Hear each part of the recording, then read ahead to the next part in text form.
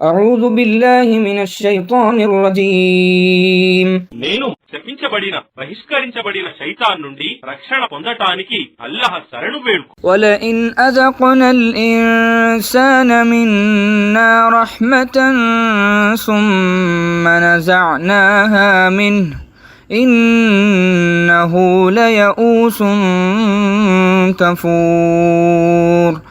మరియు ఒకవేళ మేము మానవునికి మా కారుణ్యాన్ని రుచి చూపించి తరువాత అతని నుండి దానిని లాక్కుంటే నిశ్చయంగా అతడు నిరాశ చెంది కృతజ్ఞుడవుతాడు.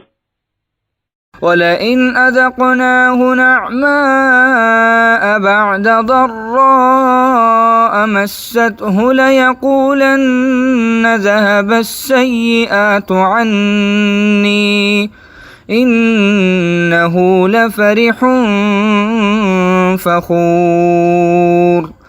కాని ఒకవేళ మేము అతనికి ఆపద తరువాత అనుగ్రహాన్ని రుచి చూపిస్తే నా ఆపదలన్నీ నా నుండి తొలగిపోయాయి అని అంటాడు.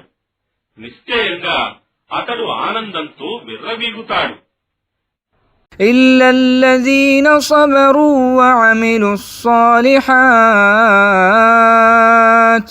أولئك لهم مغفرة وأجر كبير.